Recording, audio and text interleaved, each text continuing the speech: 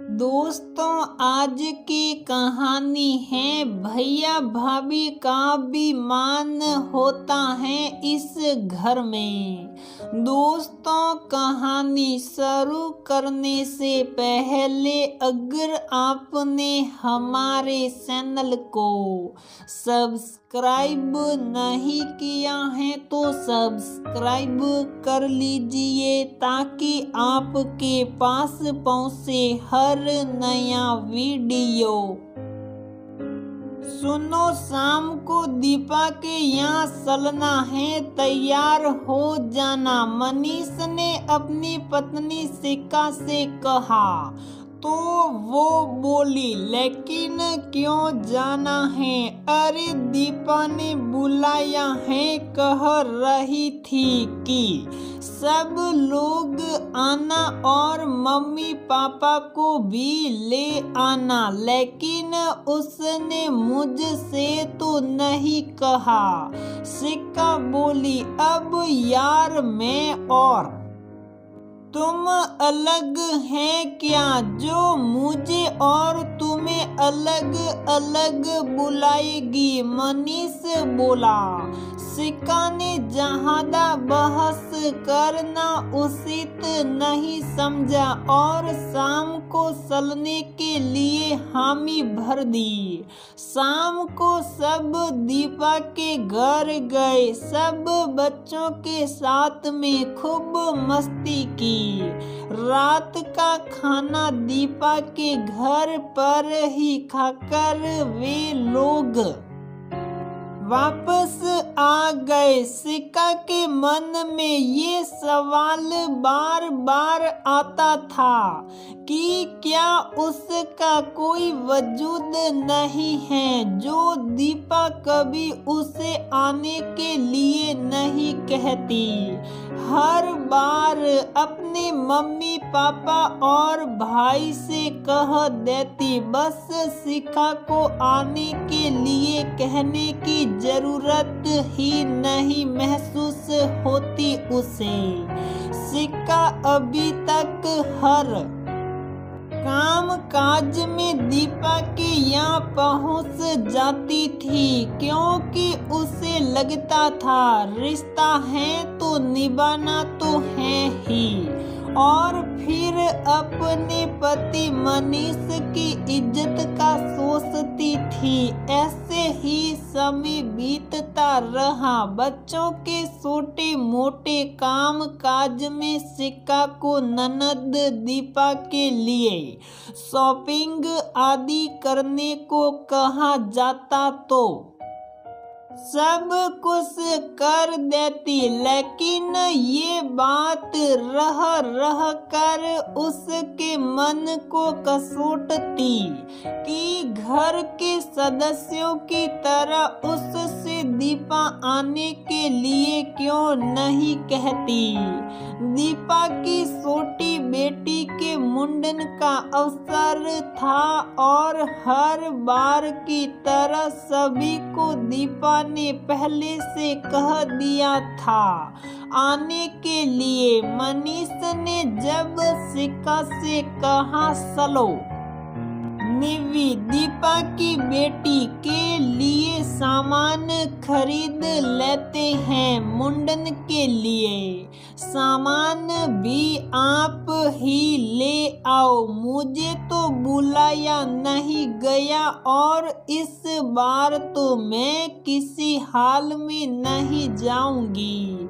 हर बार मैं अपने आत्म सम्मान को छोड़कर दीपा के यहाँ पहुँच जाती हूँ, लेकिन अब और नहीं। अब तुम ये क्या लेकर बैठ गई? घर तो एक ही है ना, सबको अलग अलग बुलाएगी क्या?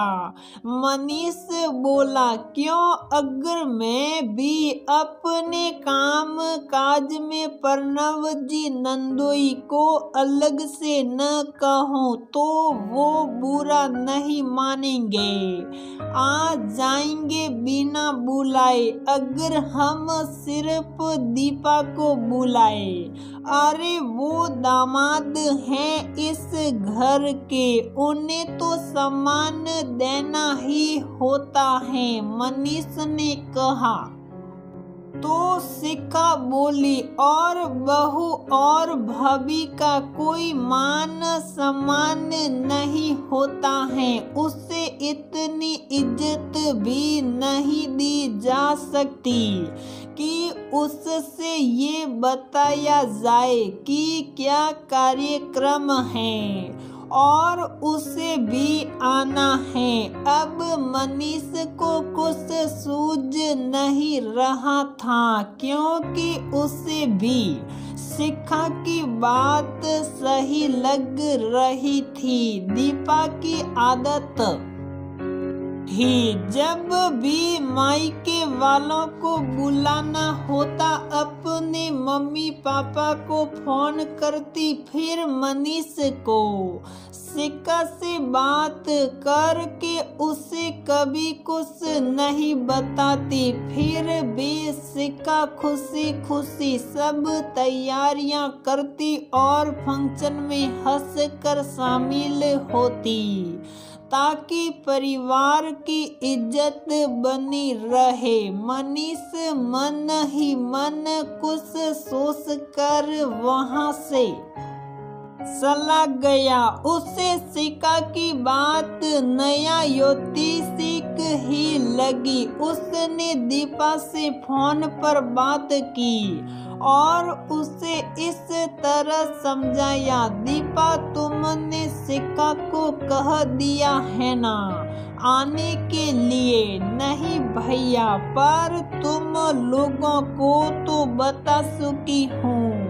दीपा बोली, देखो दीपा, शिखा तुम्हारी बड़ी भाभी है और कल को जब मम्मी पापा नहीं होंगे तब भी तुम क्या सिर्फ मुझे बुलाओगी? शिखा हर बार मेरे लिए तुम्हारे घर बिना बुलाए हर काम में पहुंच जाती हैं, पर इस बार वो आना नहीं चाहती अपने सम्मान के खातिर, और मैं भी इस बार उसे नहीं समझा सकता, क्योंकि ये गलत है। उसके आत्म सम्मान को ठेस पहुंचा कर उसे आने के लिए मजबूर करूं। दीपा भाई की बात सुनकर सख्ते में आ गई, क्योंकि वो दिखाती तो नहीं थी मगर भाभी को बिल्कुल महत्व नहीं देती थी। उसकी सोच थी कि जब सब आएंगे तो भाभी को तो आना ही है।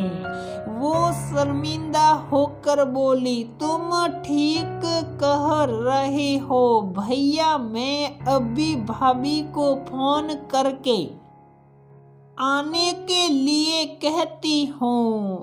दोस्तों, क्या घर की बहू बन जाने से एक औरत ससुराल के हर रिश्ते को निभाने के लिए बाध्य हो जाती है?